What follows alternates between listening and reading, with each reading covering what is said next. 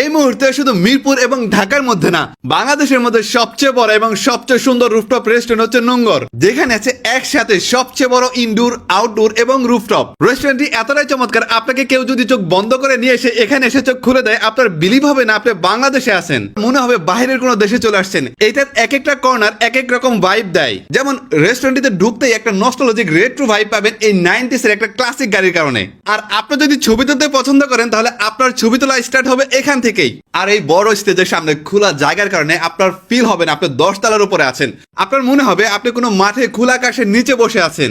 সবচেয়ে সুন্দর হচ্ছে ওনাদের রেস্টুরেন্টের মাঝখানে আর্টিফিশিয়াল ওয়াটারফল, যেটা মূলত ইন্সপায়ার্ড বাই সিঙ্গাপুরের চাঙ্গি এয়ারপোর্ট, যেখানে বসে আপনি এই আর্টিফিশিয়াল ওয়াটারফলের পানির শব্দ শুনতে শুনতে খাবারগুলো এনজয় করতে পারবেন।